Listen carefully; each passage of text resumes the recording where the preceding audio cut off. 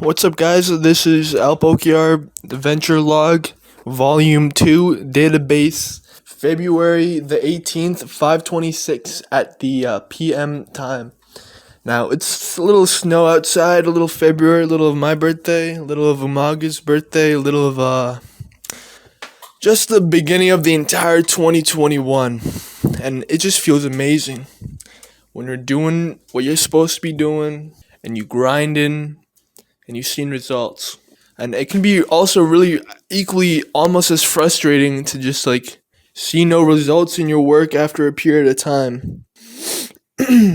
Which I never really had trouble with. I have trouble with other things. Yeah, I have trouble with a lot of other things but I seem to like to be able to learn. Today, I guess overall it's just how you manage or what your desire wants to be, because everything's pretty reachable. That we can reach that people have reached already. Or so it seems. Welcome to the second episode. I think tonight. Right now I'm grilling. I'm using my mommy's George Foreman because I wouldn't have my own George Foreman. I don't know who he is.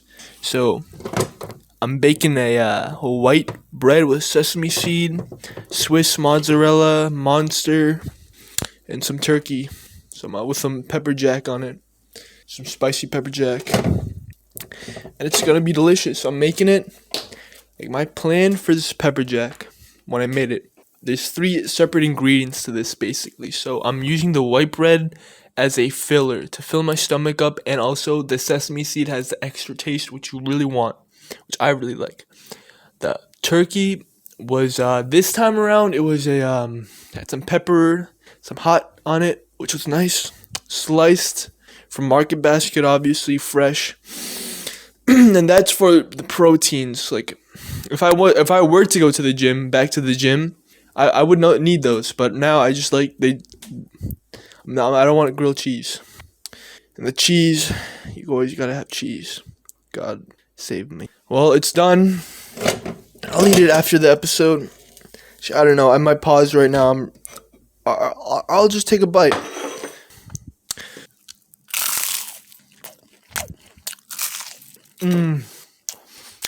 I mean, the most common mistake I make while making something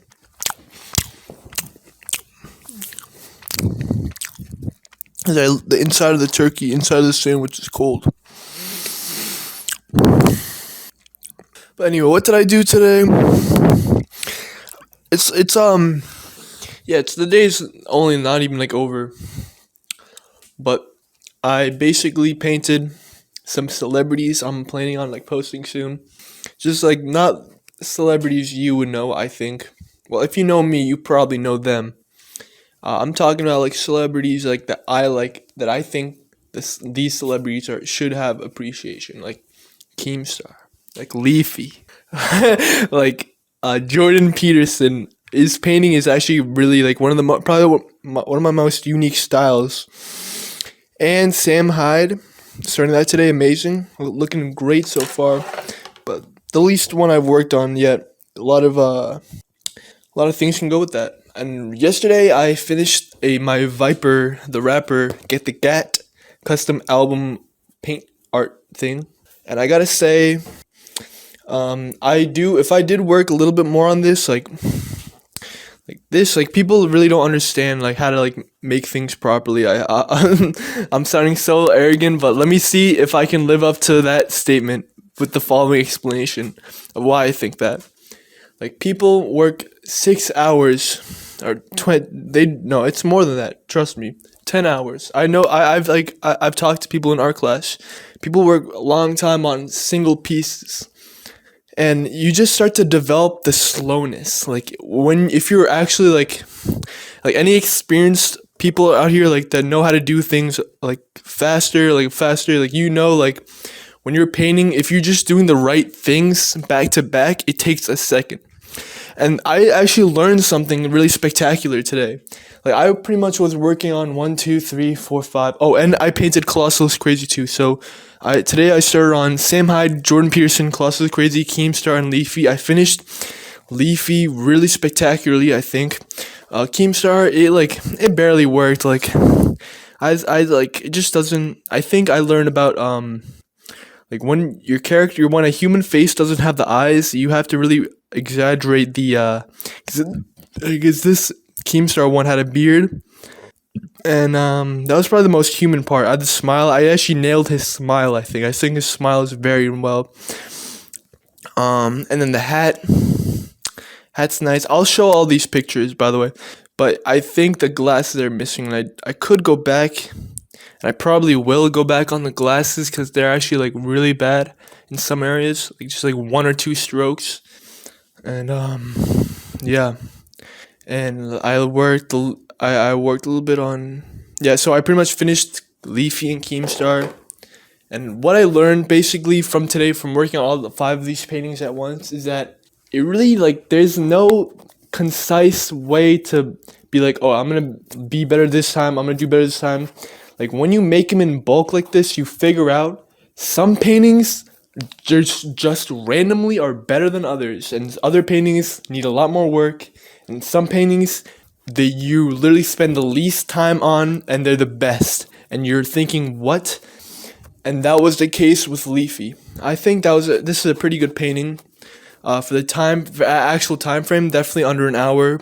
I was like, like my process was pretty much going like to painting. Like I would paint the drafts of all of them, and then go back, do the backgrounds, go back, do the skin tones, and then as each painting gets more and more specific, I'm trying to finish up each one, and I ended up really nailing the Leafy one right from the start, like right from the first strokes I made on the draft. It was like boom.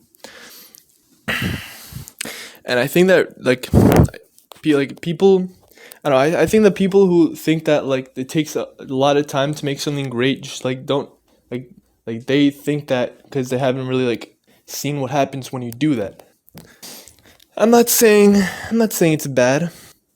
I'm not saying it's like a flawed way to spend a lot of time on your shit. But you have to realize time is aggressive. Like if you let time just pass by while you're making something, you're gonna go into autopilot. It's gonna be a piece of crap. Like you have to time yourself. You have to. I hate timing. Ever since I was a kid, the rocket math doing 60 problems in a minute. I remember being like one of the best, and then once they did multiplication, that's when I fell off. or division, like when it was only addition and subtraction, I was like, oh, I was on top of my game. I guess I couldn't focus on more than one thing at once, or two. But yeah, I'm working on these paintings today. I'm doing this podcast, and then I talked to Reese a little bit today. He's tripping balls. My friend's tripping balls, man. Oh crap. But yeah, like the next couple paintings I'm gonna make are just celebrity based. See what happens. I haven't done it yet. This will be my next line of products, painting wise. And I think that's pretty much the diary of my day. But what actually I've came here to talk about, the main part of the of the podcast is why people watch YouTube videos. And I think most people watch YouTube videos, and this is the ultimate generalization. This is every type of YouTube video, entertainment wise. So not that specific, but along the lines of entertainment. But I'll go back to that in a minute. Most people who watch YouTube videos watch to relax. And for me, it's almost a step further. Like I have trouble social wise, so listening to like it's not like people just can't really connect to me. I can connect to literally everyone. Is that true? Yeah, like let's use another word. I understand most people. Like I see where they're coming from. It's not like I don't see any person like, oh, that's random ass crazy guy. Like it's pretty laid out. And like since people can't really connect with me that easily, I find like watching let's plays with like more than one person. Like right now I was watching the Achievement Hunter, just like their like GTA 5 playlist, 'Cause that's like the ultimate nostalgia for me. All like their heists, like their heist scripts are really fun to watch. Um,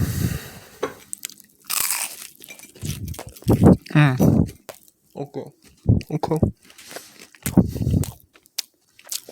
And I probably looked over at that video screen and actually listened to the audio maybe like 10% of the time.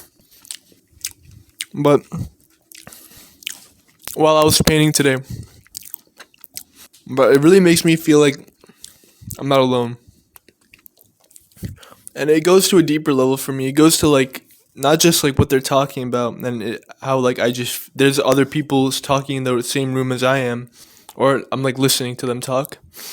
It's that I see them as kind of like I'm like stranded here in like the sea of people that who aren't like me, and these YouTubers who like to create and they like to entertain and they're funny and they're talented and they're like I can see them being all my friends. And I know it's like such a naive thought, and it's obviously not true. People are much different, and people makes things for different reasons. I bet I would not like a lot of people who create, even though they do create, which is a great thing to do. But um, just like being with someone who's like just sounds like you, it's kind of really nice. It doesn't really happen often for me. Oh yeah, and ASMR too. That's like the ultimate girlfriend simulator, obviously. I'll just say right now.